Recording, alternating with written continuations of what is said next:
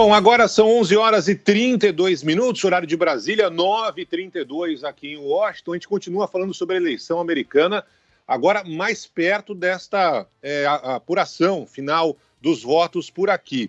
Enquanto a gente está tentando explicar muito para o ouvinte da Band News FM como é bem diferente a eleição aqui dos Estados Unidos na comparação com a eleição americana, a gente vai entrar agora numa outra questão para tentar entender isso, porque na noite à madrugada o presidente Donald Trump anunciou que era o vencedor, mesmo sem a apuração ter terminado, e nesse momento a indicação é que Joe Biden será eleito presidente dos Estados Unidos e não Donald Trump.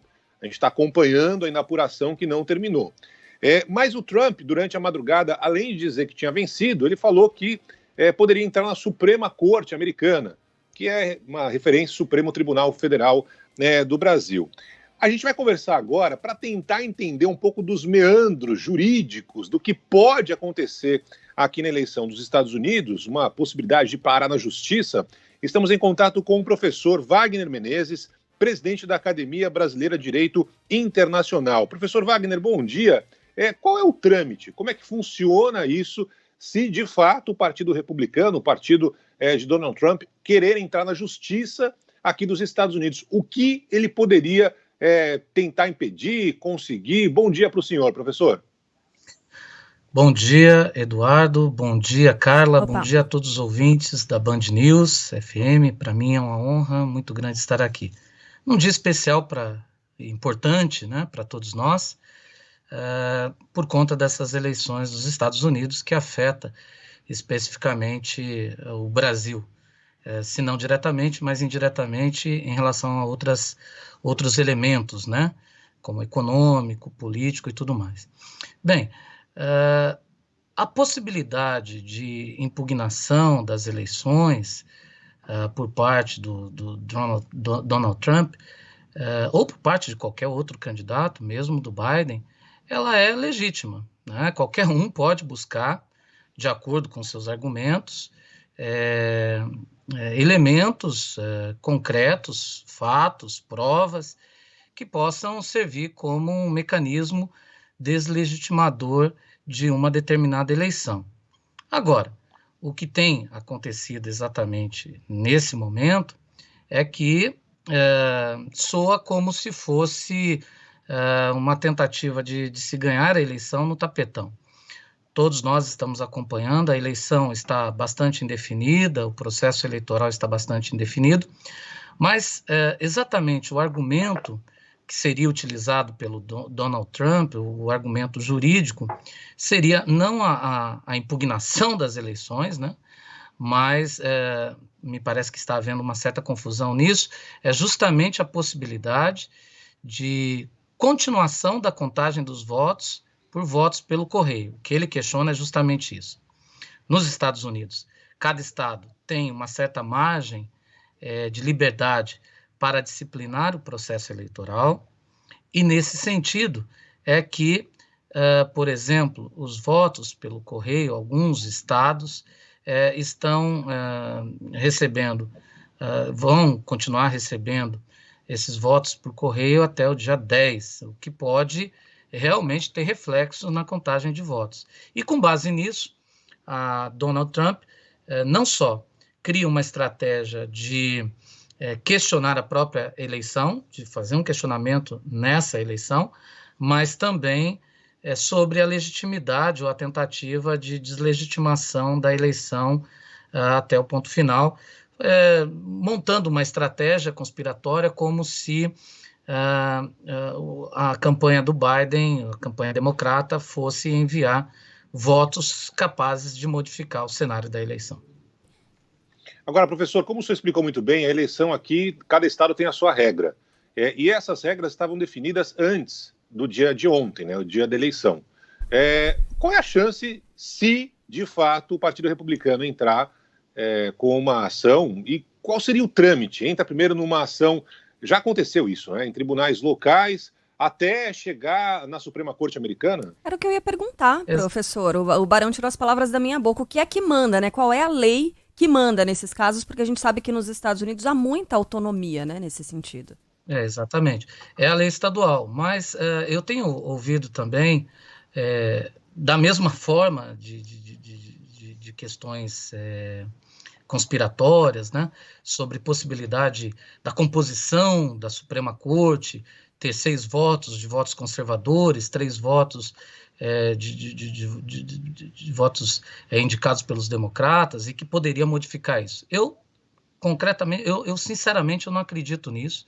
Eu acho que os juízes da Suprema Corte vão observar os dispositivos legais, e isso, e também nós temos um cenário em que, na realidade, isso pode ser modificado. Nós podemos ter, concretamente, uma folga de eleição do Donald Trump, o que, nesse momento, não parece que seja o que está se desenhando.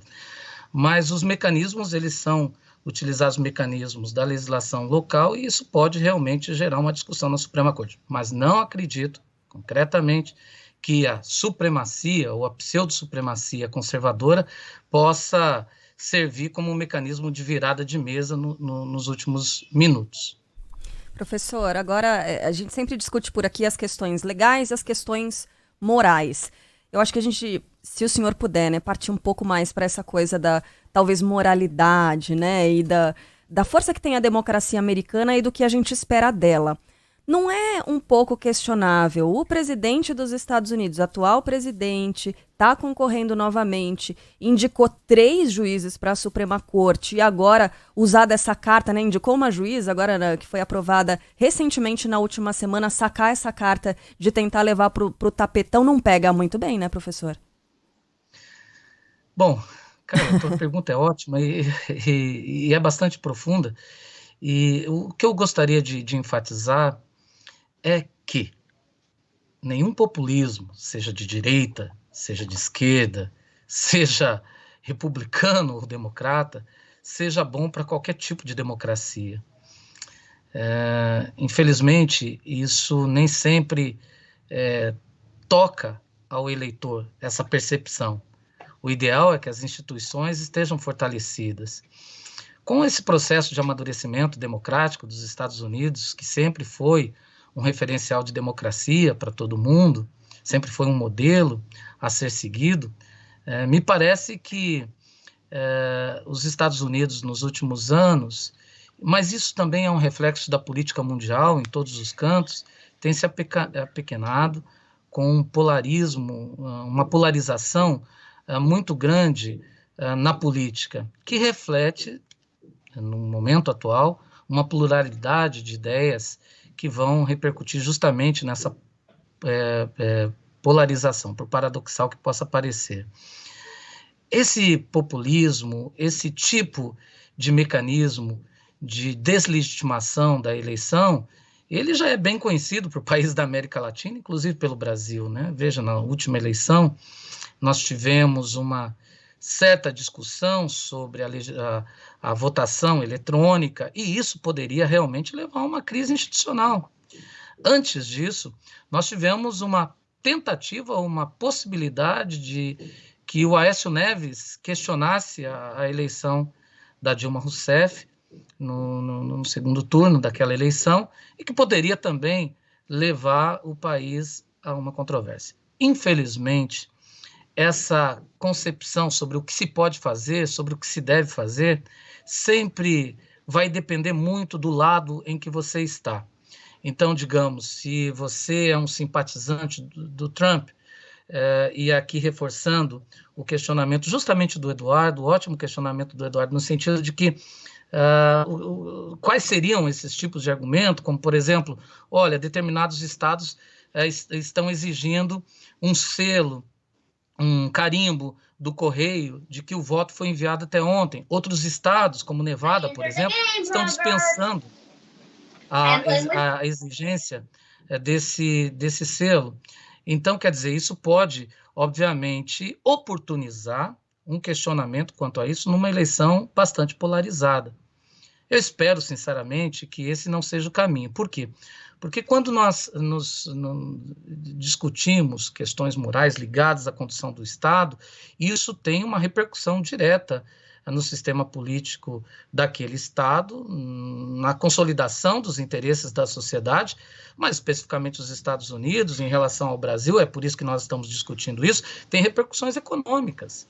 É o nosso segundo parceiro econômico e comercial. Então, por exemplo, ontem, com um desenho de uma vitória do Biden, nós tínhamos um cenário de alta nas bolsas americanas. Isso, obviamente, vai ter repercussão aqui, diretamente, porque nós somos um parceiro comercial desse importante país. É por isso que nós discutimos isso, né? Não é por uma subversiviência ao sistema norte-americano, é porque o Brasil, obviamente, tem interesses diretos na eleição. Sim. Isso gera uma insegurança e isso vai gerar, como geraria, inclusive, no Brasil, né? Esse tipo de questionamento eleitoral, e que sempre aparece, principalmente por conta do perdedor.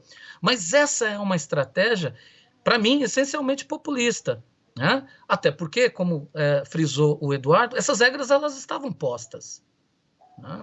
Então, me parece que elas foram toleradas de propósito para serem utilizadas num eventual cenário como esse de polarização, de disputa voto a voto que nós estamos assistindo. Quer dizer, então, não me parece que qualquer tipo de Suprema Corte, Supremo Tribunal ou avaliação à luz do direito possa aceitar isso. Agora, só mais um ponto a ser destacado. Nós não tínhamos um cenário de pandemia quando isso foi utilizado em 2000 na eleição do Bush. Né? Então, quer dizer, o mesmo tipo de recontagem foi utilizado já e o que garantiu a eleição do George Bush. Especificamente nesse ano, nós temos um cenário aberto, um cenário totalmente distinto. Né? Não só pela mudança, e, por exemplo, estados estratégicos como a Pensilvânia mudou esse ano. Né? Então, quer dizer, professor, o cenário está aberto para esse tipo de questionamento. É isso que eu queria dizer. Está aberto. Quero agradecer muito a participação do professor Wagner Menezes. Nosso tempo está esgotado, professor. Muito obrigado pelos esclarecimentos. Até uma próxima. Até mais.